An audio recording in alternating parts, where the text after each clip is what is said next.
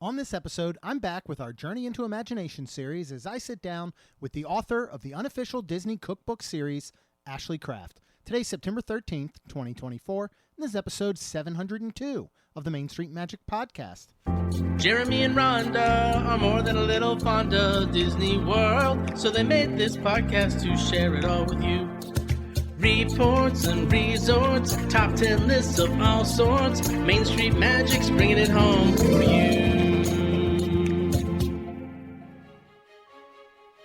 Hello and welcome to another episode of Main Street Magic. I am your host, Jeremy Stein, and while I'm not joined by my lovely wife, Rhonda, today, I will soon be joined by the very talented author, Ashley Craft. But first, make sure you check us out on the web at mainstmagic.com, as well as follow on Facebook, Twitter, and Instagram at mainstmagic. You can also catch us on TikTok at MSM Podcast. If you've not done so already, head out to Facebook and search for the Main Street Magic community and ask to join. And if you go ahead and hit that subscribe button, you get brand new episodes every Tuesday and Friday. If you're planning that trip to Disneyland or Walt Disney World, you did not get those dining reservations you so desperately wanted, don't worry, because Mouse Dining removes the frustration of booking Disney dining reservations, alerting you when they spot availability for your desired restaurant, date, meal, and time. Visit msmfriends.com to use this free service. And if you're ready for that next bucket list trip, our trusted partner, MEI-Travel, will handle the planning so you can focus on the memories. They offer free vacation planning services and have nearly 20 years of experience creating memorable vacations. Visit mainstmagic.com/travel for a fee-free, no-obligation quote today. I am so excited for today's Journey into Imagination episode as I have a repeat guest, author Ashley Craft. And as a child who grew up in Anaheim, California, Ashley could recite the Star Tours ride by heart, navigate the park without a map, and fell asleep to the sound of Disneyland fireworks each night in her bedroom. After 2 internships at Walt Disney World and many, many more visits to the Disney parks, Ashley is now one of the leading experts of Disneyland and Walt Disney World. Her popular blog, Ashley Crafted, is best known for featuring recipes inspired by the Disney park foods to help people recreate that Disney magic right in their own kitchens. Today, Ashley lives with her husband, Danny, and their 3 kids, Elliot, Hazel, and Clifford, as well as their kittens, Figaro and Strider, but she still makes time to visit the mouse. Follow her on Instagram at Unofficial Taste Tester. Ashley's newest book, The Unofficial Disney Parks Holiday Cookbook, is out now. You can go find it at Target, your local bookstore, or get it on Amazon. All right, let's welcome Ashley Craft to the Main Street Magic podcast. Ashley, thank you so much, and welcome back after a few years to the Main Street Magic podcast. Thanks, I'm happy to be here. So normally I would start this off and I would ask where your love of Disney comes from, but you actually grew up in Anaheim. You could hear, fireworks, falling asleep at night. So we'll skip over that question. But let's move right into the Unofficial cookbooks and how you started cooking, and then what led from your love of Disney to deciding to, create these unofficial cookbooks for the Disney parks and then even into Universal and all. Mm-hmm. So I had started in 2017 doing a blog that was kind of all things Disney. Because like you said, I grew up in Anaheim, close to Disneyland, and then I did 2 internships at Walt Disney World. So I just kind of had a lot of Disney knowledge bursting out of me that I wanted to share. And throughout my blog, it seemed like the posts that were getting the most love were these copycat recipes, that people were really into that. And even though Disney Editions has published some Disney parks cookbooks in the past, they have never been like the snacks and treats and like accessible items that people are really looking for. Yeah. And so I felt like I wanted to write a book that I would want to purchase, like the book that I have been looking for. Why shouldn't I be the one to write it? So I just had that idea. I approached some agents and publishers, and it sounded like a lot of people were interested in the same kind of thing. And so yeah, they took off. And like you said, I ended up writing 5 Disney cookbooks and 1 Universal cookbook, and they've all been great successes. Wow. Now, it's so cool that you say that you were writing the book that you were looking for, because my brother, who is an author, has wrote 2 books now. That was his exact phrasing when he talks about his books on a podcast, is that, he wrote the book that he would want to read. Yeah. Now, do you have a do you have any sort of professional or trained background in cooking, or were you just a home cook who loved to do it, and then that's how you transfer this over? Exactly. Yeah. So I basically have just honed my skills over the years. I've always been um, big into cooking and especially into recipe creation, which I think is a whole other side of cooking. It's not like so much the culinary side, but more of the creative side, but being able to channel that into a format that people are able to follow. And I think I've always been able to do that, like had a talent for that, and didn't realize the application. Yeah. And yeah, so I definitely don't have any like culinary training, which I think makes the books even more accessible to people, because I'm not going to be throwing out any terms you've never heard of, because I probably never heard of them either. Yeah. No, I love that you use the word accessible, because it's exactly what I was going to say about your cookbooks and your recipes. I love to cook at home myself. I have several of your cookbooks. I have several of ones that have come straight from Disney. And the ones from Disney are great, but they're not accessible. A lot of those recipes you look at and you go, oh, I want to make my favorite dish. And then you realize it's 30 ingredients long. Yeah. And half of them you haven't heard of or you don't have on hand. And, maybe they're not easy to find. So you've really brought, I think, the Disney parks and that food into the home where, I mean, truly like anyone can cook, with your recipes and everything that you're creating. And you've had a lot of success with those books. Now you have the Unofficial Disney Parks Holiday Cookbook. What is the process and how do you go about choosing those recipes? And then what is that process for creating them until they're at your liking? So this one was actually really interesting, and it was really hard to funnel down into the final recipes, because this isn't just holiday as in like Christmassy holidays. This is every holiday that happens throughout the year. So anybody who's ever been to Disney parks knows it's a party every day of the year. Yeah. And they're almost always celebrating some kind of holiday. I bet there's very few days on the calendar that aren't celebrating a holiday. So it really does encompass most of the year at Disney parks. And then unlike some other books, I actually also tapped into all 6 US theme parks, as well as the entertainment districts and the resorts and hotels. Mm-hmm. So it really was like the biggest expanse out of any of the books that I've done. And so, yeah, it really was like, I think I was actively researching for 2 years for this book, because I wanted to hit up all the ticketed holiday events that they had. I wanted to try and be there for as many of the major holidays as possible. And living in Minnesota, oh my gosh, sorry, I'm having a cat moment. Oh, no, I know what that's like. He wants to cross in front of the camera. So anyways, I did do a lot of trips to Florida and California in order to taste test the foods. And while I am doing the narrowing down process, I do a lot of research on what people are Instagramming, what people are TikToking about, what's the buzz. Like I want these recipes to not be the height of the culinary achievement at Disney. It's what recipes you love. Yeah. What are people talking about? What have people been grabbing for? That's what I want the book to represent. So I do all that research both on the ground and online to find out what people are talking about.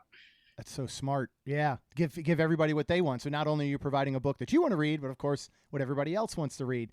So let's just say you went to the, Mickey's Not So Scary Halloween party during this process, and you're there and you find a treat that, or, savory or sweet treat that you absolutely love. And you think, all right, I'm going to select this one.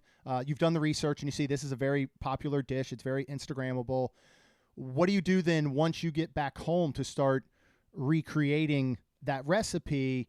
And then how much of, I guess, yourself are you putting into that recipe as well? Or are you trying to really get it as an exact replica of what Disney's doing? So all of these recipes are trying to get as close to what Disney is doing as possible.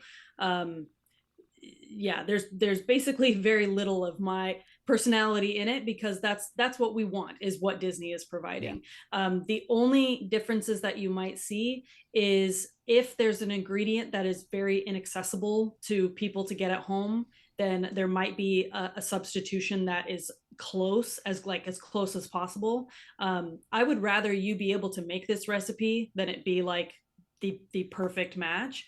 And that includes different equipment that you might use. So a lot of holiday treats like to have Disney will use a food printer to like print a logo on it or a character, and I just know not a single one of us has a food printer at home. I have self-reported, I have every appliance, but I don't have that one. So we're gonna have to substitute a couple of things there, but I am getting as close as possible. And just like the selection process, I do use lots of different channels in order to get that recipe. And that the first line of defense that I go for is taking a look at the menu. So usually when you see a seasonal sign that has the little items, that they're going to sell at this location, it will list out the kind of things that are in it. So they'll say, like, I'm thinking about the sweet corn cake that they sold at Mickey's Not So Scary. And like that was a huge, really popular treat. And so it'll say like, this is a vanilla cake shaped like a corn with vanilla frosting or whatever. So that's my first clue. So now that I have that information, I'm tasting it, I'm looking for those flavors, and I'm looking for any kind of flavors that are not listed. And then I'm taking notes about that. I also try to take other people with me so I can get their opinions, because I don't want to just rely on my taste buds. So I try to have other people tell me what they think, what they notice about the flavors. I take lots of pictures so that I have records to go back on. And then again, I try to go online and see what are YouTubers saying, what are people when they're eating it, what's standing out to them. So I try to, every single item, getting many different facets of information to try and combine that into what's going to become the final product. That's so fascinating, because I mean, it's one of the things that I've been thinking, leading up to this conversation is, because I like to come home and try and kind of recreate something, but it's, again, it's me going and trying it, and usually my wife, and then I'll come home and be like, this was probably it, and putting it together. But I've always thought of, all right, you try that treat or whatever it may be at the party, and then you come back and you've had so many other things that are infiltrating your brain and so many other tastes. And so, let's just say it's 2-3 weeks or longer in between the time that you've had to taste it and the people that you've brought into the time that you're, creating that recipe and doing the taste testing. But you're saying, you're collecting all that other data as well to kind of back you up. So you have the ability to come back and go, all right, I remember what this tasted like, but I need to pinpoint it. And that's where you go out and utilize social media or YouTube to go, yep, that is exactly the same thing that I remember from it. Is that hard, that distance in time in between when you first try it and then you're trying to recreate it? For sure. And that's why I do try to keep my, you have to be really organized in this business. I utilize like Google Drive, and I have just folders on top of folders that will have, I'll have photos and then videos and then tastes and colors, and all these kind of things will be in different folders that I can go back and look at. And I also will contact the people who went with me, and I'll say, hey, I didn't get a picture of this one item. Do you remember what kind of whatever it had on it? Because sometimes the item that you eat doesn't look like the one somebody else ate, because sometimes things change just because they've run out of something or they've pivoted on an item. So it's nice to have several different reference points, and getting all those, from myself or from the internet or from friends, is like being able to put together a whole picture of what is the most consistent item. Yeah. Do you ever talk to the chefs or anybody at Disney while you're there? If you're trying an item and you're going, all right, I read the menu description, I've got all that down, I've taken my photos, I've tasted it, everybody else has tasted it, we've talked about it, but man, there is one item in here I just can't pick out what it is. Or do you then chat with them? I know Disney will sometimes send recipes if you're able to get through the right avenue, but what is that process like if there's just something you're not quite sure what it is? Yeah, so I do talk to cast members a lot. I do try to have some kind of separation there, because I don't want to be seen as stealing or taking product from them. So I'm always upfront about who I am and what I do. But usually they're more than happy to speak to me about it. They usually have heard of my books or happy to share that information. It's just more on like flavors and ingredients more than like ratios. So just like anybody would ask a server, hey, what does this have in it, or whatever, it's kind of like that. Like I'll just say, hey, I'm interested in this dish, like can you tell me more about what kind of ingredients are in here?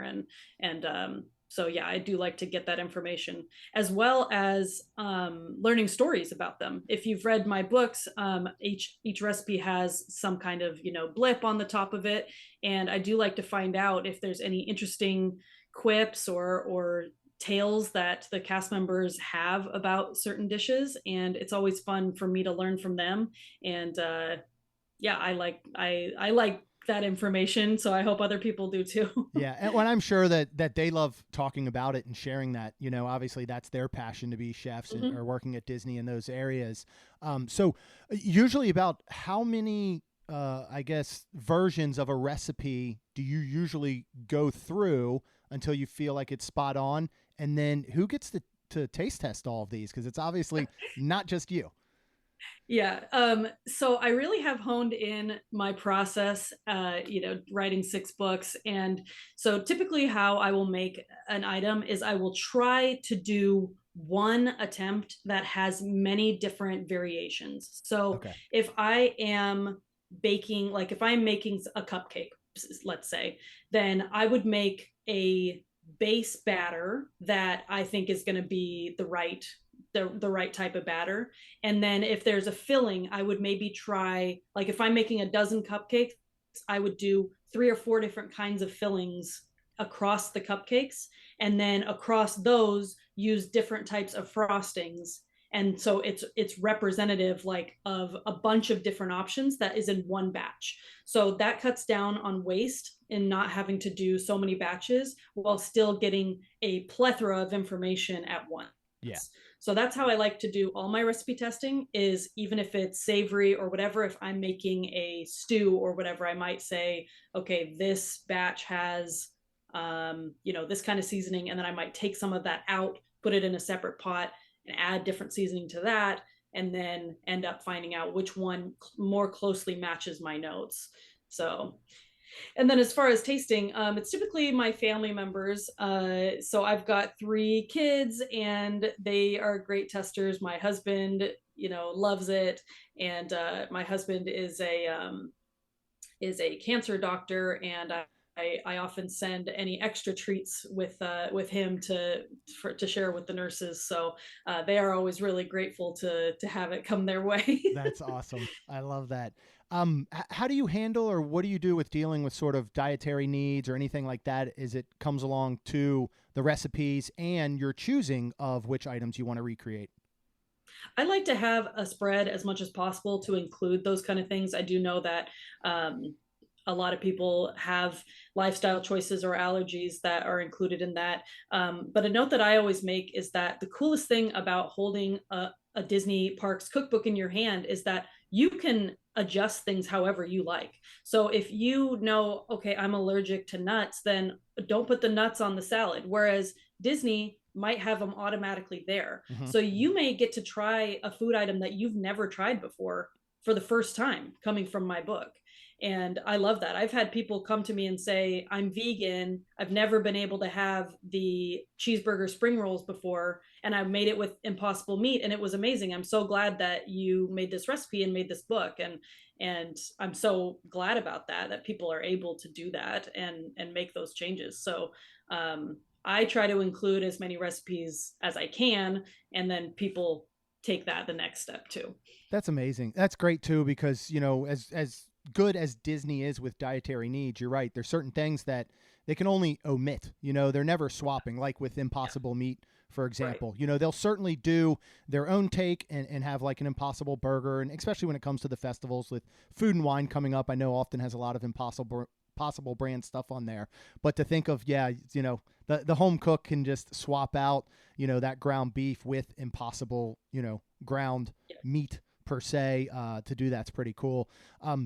Now, for sweet and savory dishes, is there one of those that you prefer to cook over the other? And then is there one of those that you prefer to eat over the other?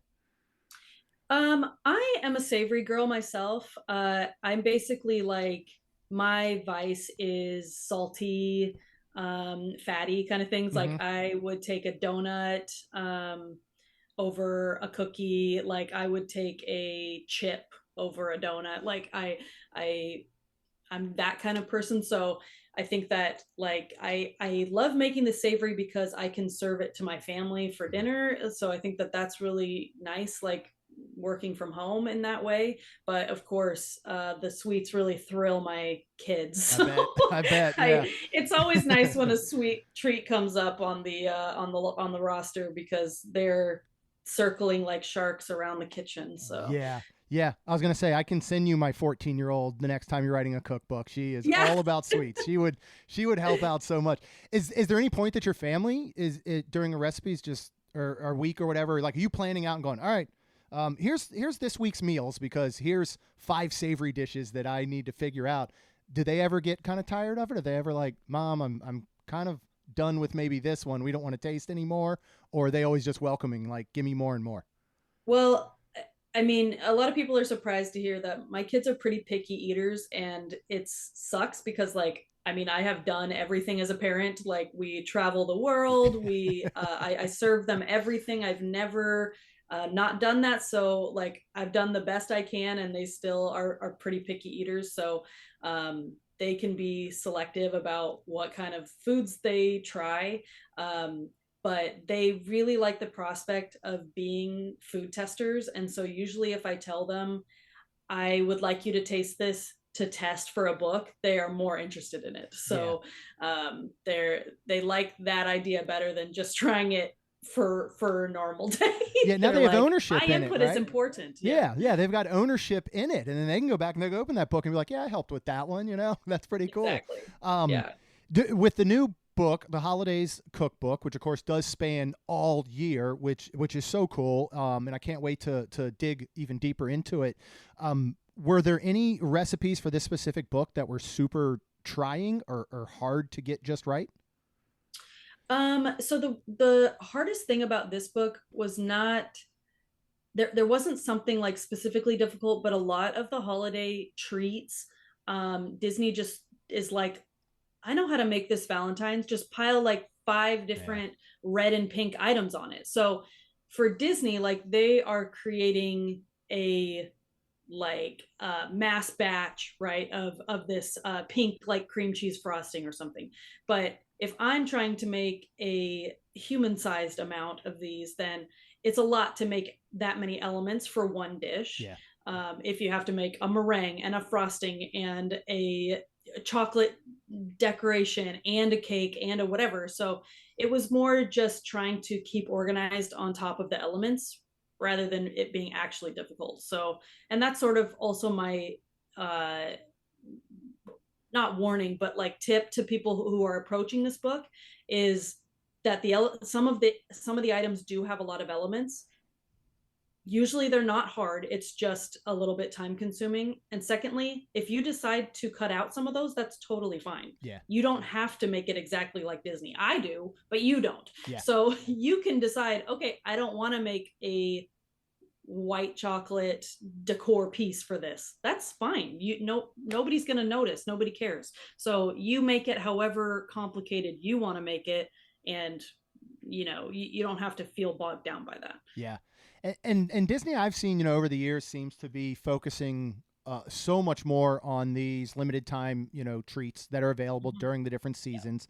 Yeah. Another thing that I think I've noticed personally, I'd be interested to see if you have too, is a couple years ago, it seemed like Disney was so focused on what was Instagrammable, what took the best photo.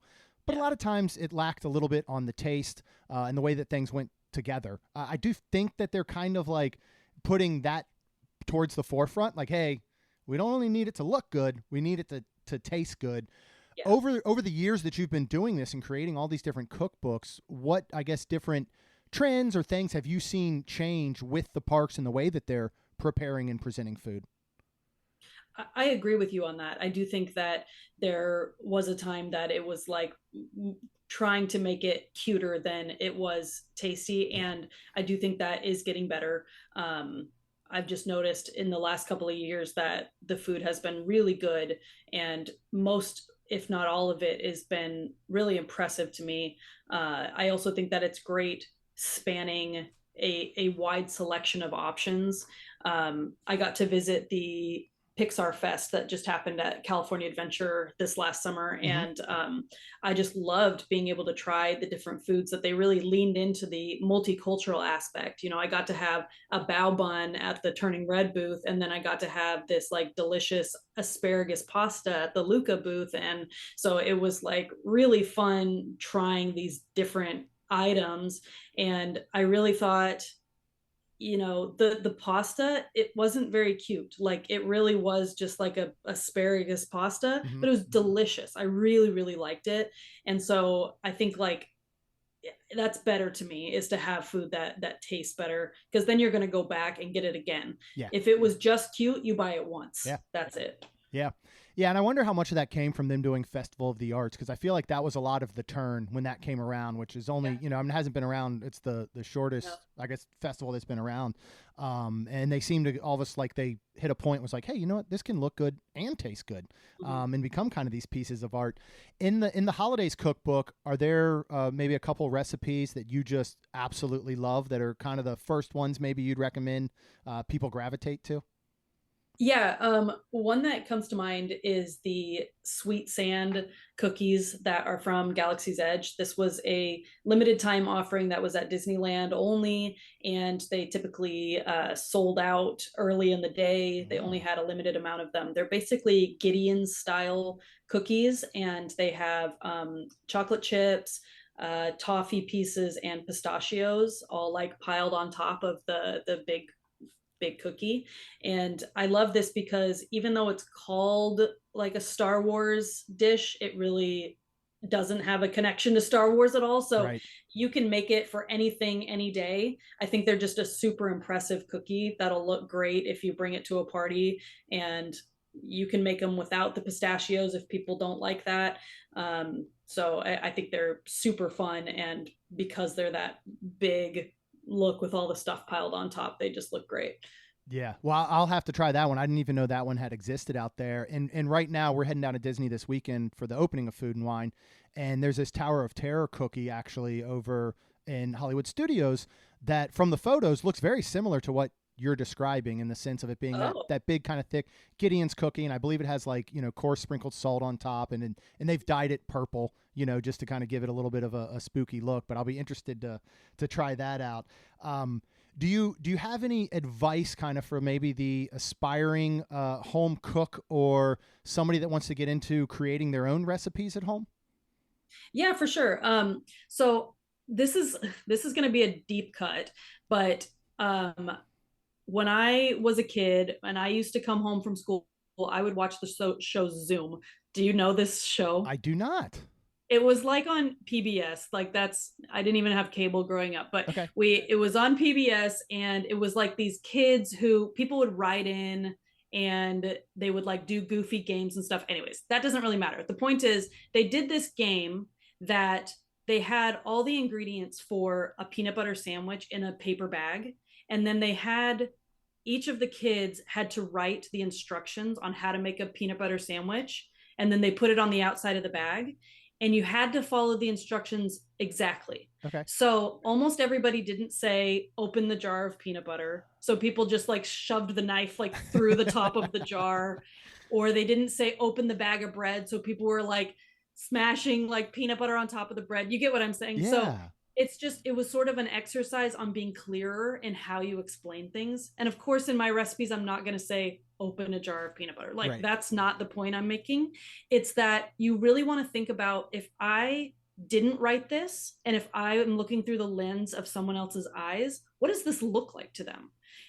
Do they understand it? If I'm saying grill this, well, what does that mean? Am I grilling it on like a propane grill? Am I on a grill pan? Like what? That could be interpreted different ways. So you try to think, if I was handed this instruction with no prior knowledge, what would this look like to me? And I think that that is the way that I try to approach it, is if I was level one, never been in the kitchen before, what does this recipe look like? And I want to do that every time I write a recipe. Yeah, no, that's absolutely great advice. Are there any food items that you absolutely hate? Like, for example, I hate pickles. I hate mustard. Certainly those can be involved in a lot of dishes throughout Disney. If I wanted to bring that, to a cookbook, if I was writing one, how do you go about that? Is there anything that you don't like that you still have to include in a recipe? And you're like, all right, I'll just leave this to everybody else to taste. I'm not even trying it, or you just try it. My I would say my biggest holdup is that I don't do great with spice. Okay. I just, if things get spicy, I'm just sensitive to it. But I do try to like be aware of flavors rather than heat. Mhm. So if I can, I will use more like paprikas rather than red pepper, to try and bring a similar flavor without the heat. But like my husband likes hotter foods, so usually I will taste it and then add a little bit more, and then he can try it. So it's not that I won't eat it or I don't like it. It's just like I will start to cough a lot. And so it's like I feel like I'm not accurately representing something if I'm like, Yeah. so, but other than that, I don't really have many food aversions. Yeah. I have preferences, of course, but I'm willing to try just about everything. Yeah, well, that's very, very good. That's one of the many reasons I've never written a cookbook. Also, your attention to detail is just through the roof and incredible of everything you put into a single recipe. It's absolutely amazing, all that behind the scenes.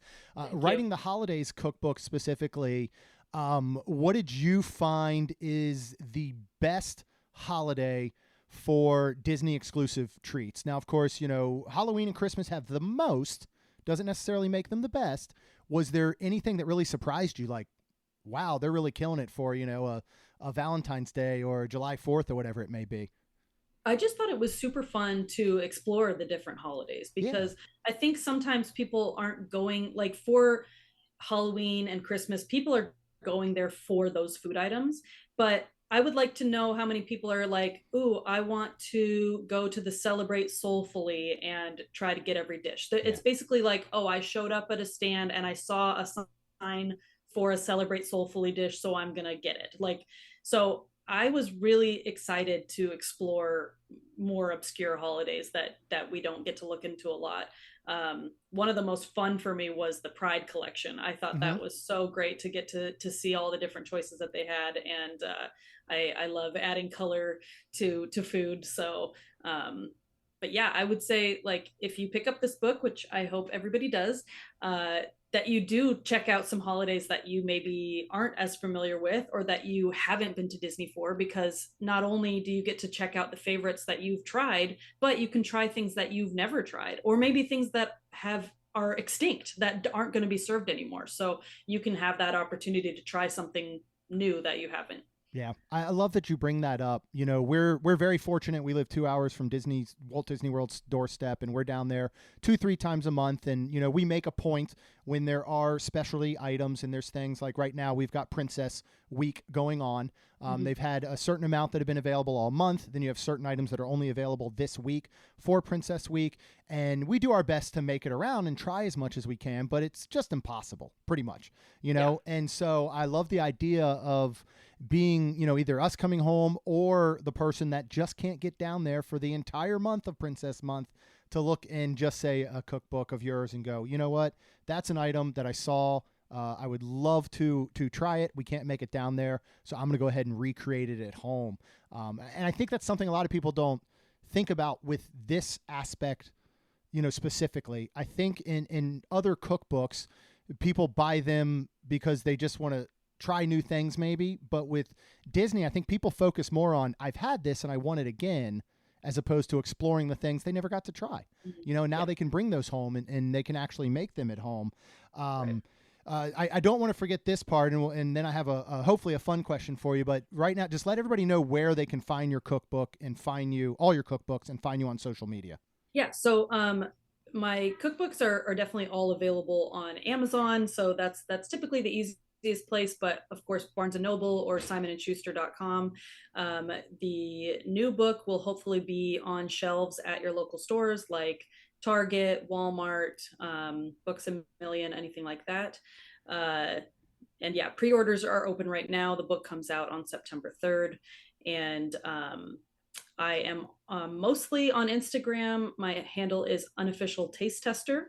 And I'd love to see everybody over there. I post some recipes sometimes, Yeah. and I'm always happy to answer any DMs or any questions. Yeah, and I can't like these books are amazing. Like I can't recommend them enough. Thank You know, you. we've picked up a lot of books straight from Disney, and I'll be honest, I've never made a recipe out of a single one of them. I more so just flip through them, and then a lot of them I'm just like, well, I don't really want to get into that. But yours, again, are super accessible, and you can recreate those Disney dishes right at home.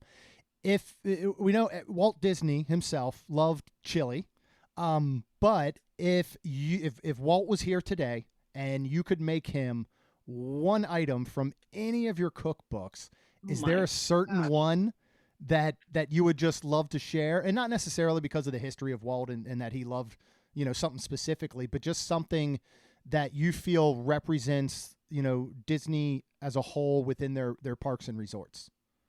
That is a really good question. I've never been asked that one before. I know that Walt Disney was a meat and potatoes guy. Yeah. I know that he had very simple tastes. He had a home cook, but she was only allowed to make him a very short list of items. I don't know if you know this about Walt, but no, I didn't know that part. Yeah, yeah. I knew So the meat and potatoes, but I didn't know that part of it. Yeah, so there is a handwritten note that is in the archives or whatever. Like you can look it up, that he wrote down the only dishes he allowed his cook to make, and it was like 10 items, and they were all, I think there was like a meatloaf or just very simple American cuisine. So yeah, I mean, I think I would try to find something like that for him. I'm pretty sure half these things would cause him to pass out or have a heart attack or something. Like, what the heck is a sweet corn and vanilla soft serve swirl? Like, I've never heard. It didn't even exist back then. Yeah. So yeah, that's a really good question, and this is not my like official answer if I had to think about it, but like I'm looking at the Millionaire shortbread bars from for New Year's Eve, and that is like a classic dessert that everybody would love, and I know Walt would love it too. So I would serve him up something like that. That's great. A nice sweet treat. Oh yeah. Well, I can say, maybe Walt aside, but for anyone who's going to go purchase all your cookbooks, the Gaston's cinnamon rolls, first of all, they're better than the parks. I will say they are that a lot. They're very close, but better. You know what I mean? Like my wife and daughters made them one time for Christmas Eve. Our tradition from the time I was probably 5 years old. For Christmas Eve breakfast, we would have Cinnabons. My dad would go out the day before and he'd buy those big Cinnabons from the store and bring them home. We'd warm them up, and that was our tradition. So when I started my own family, I made that my tradition. And then as my parents started to come and visit our home on Christmas morning, with our kids, we would continue that tradition. And then we got the cookbook that had those in there.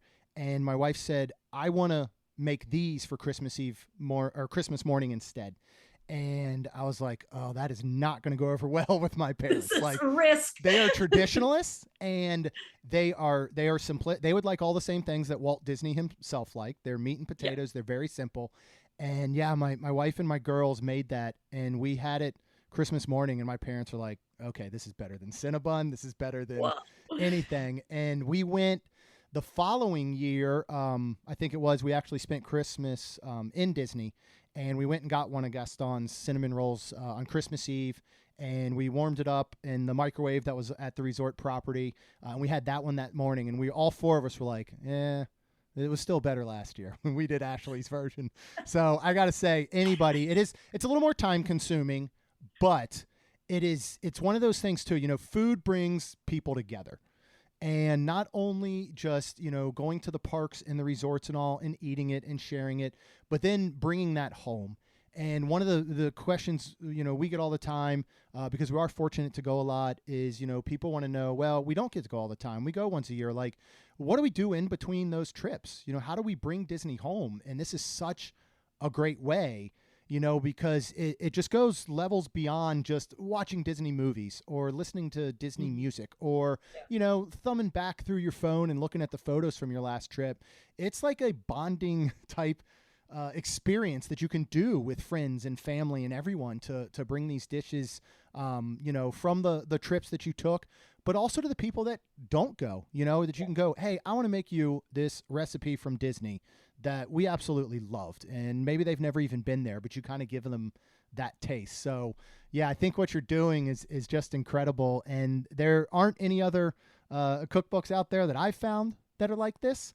So I think you have found such a wonderful niche and for people to bring all that magic home. So I can't wait for this new book and to dive in, with the holidays coming up as far as Halloween and Christmas, Thanksgiving and all those. And now I'm going to this weekend especially probably just take such a different look at the dishes and all we're trying.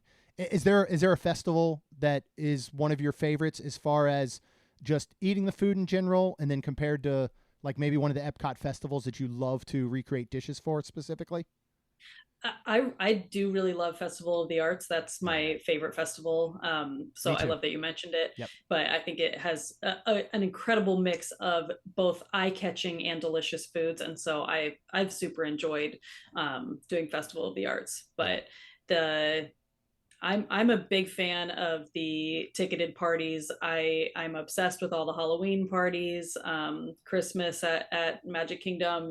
Those have all been such great times for me, and really enjoyed them. So yeah, I'm excited for you to go and to look at it through a different lens and let me know any delicious things you find. Yeah, I definitely will. I have one final question for you before we wrap up. How do you separate that work from that play when you're in the parks? Is there ever a time that you maybe just sit down at a meal, or you sit down with a snack or what it may be and go, you know what, I'm just going to eat this thing and enjoy it. I'm not going to take photos, or I'm not going to take notes? Or is your brain constantly like, nope, I gotta document every single thing that I'm eating? Well, that's what's so weird, because I probably completed writing this book like a year ago. The way that the process goes is that, I write the manuscript and then there's a lot of work that happens after that. And so I've taken a lot of trips since completing writing this book. And this is my last Disney cookbook, at least for a while. So all these times that I've gone to the park, I literally don't have a contract or don't have a table of contents or anything, and I can't stop working. Yeah. So I've gone to Disneyland Paris a couple of times, and even while I'm there, I'm constantly I've got the camera ready to go. Yep. And I'm asking everybody, we're at a buffet, everybody get a different dessert so we can all try them. So yeah, I really don't stop. I think that when I'm actively working on a project, I usually don't bring my kids with me, and that makes it I feel like makes it feel more professional. I do try to bring friends or family members that I hire as assistants, so they know that they're coming to the Disney parks in order to taste the food. And if we get time to do rides or shows or anything, that's on top of that. Yeah. So they come into it knowing what the requirements are of being my assistant. And don't worry, we always have tons of fun. But it's usually, going from one food place to another, boom, boom, boom, boom, boom, trying as many dishes as possible in a short amount of time.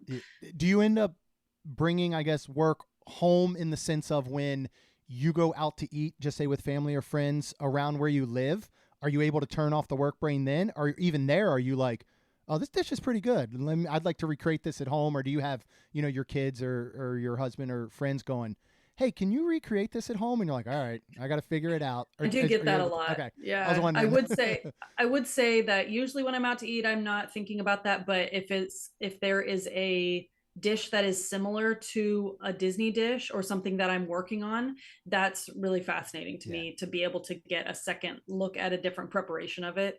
Like I was trying to do, I think it's in this book, but it's like the funnel cake straws or the funnel cake like sticks or whatever. Yeah. And I was trying to figure out how to make that shape. And we had a local restaurant that served them. So I went to the restaurant in order to order them and to take a closer look at them. So Oh, how cool. Sometimes that's how it goes. And I would love to expand my expertise, I guess, into different areas such as local restaurants or different themed, different kinds of cookbooks. So I am always looking for opportunities like that. Yeah. Well, we'll certainly look out for that, because I know anybody who is familiar with your Disney cookbooks or that picks them up for the first time and loves them would probably love something like that as well. But Ashley, thank you so much for joining me today. Is there anything else you wanted to add before we sign off? No, thank you. This has been lovely. It's been great to talk to you again. I follow you guys on social media, so I'm always seeing what you're up to, but always nice to have a chat. Yeah, well, likewise. And again, don't just buy the books, everybody. Go follow her on social. You can get more of that insight. And again, she's just absolutely wonderful. So thank you. You'll see a lot of stuff on our feed this weekend. So yeah, if you got any questions, ask me. I'll probably ask you a bunch about all the dishes. So again, Great. Ashley, thank you. Appreciate you very much. And yeah, looking very much forward to this cookbook. Thank you. That's all the time we have with Ashley today, but I hope you enjoyed this conversation as much as I did. Head out now, because it is available, to your local bookstore, to Target, to Walmart. Go on Amazon and pick up Ashley's latest Unofficial Disney Parks Holidays Cookbook. It is out right now. And then whether you're ready for your next Disney destination vacation or your first, our trusted partner, MEI-Travel and Mouse Fan Travel, will handle the planning so you can focus on the memories. They offer free vacation planning services and have nearly 20 years of experience creating memorable Disney vacations. You can visit mainstmagic.com/travel for a fee-free, no-obligation quote today. And if you want to keep getting these episodes every Tuesday and Friday, make sure you hit that subscribe button. And of course, myself, Rhonda, and I'm sure Ashley would be super thankful if you could please leave us a rating and review, because it really does help the show grow. That's all we've got. We'll see you real soon. Jeremy and Rhonda are more than a little fond of Disney World, so they made this podcast to share it all with you. Reports and resorts, top 10 lists of all sorts, Main Street Magic's bringing it home for you.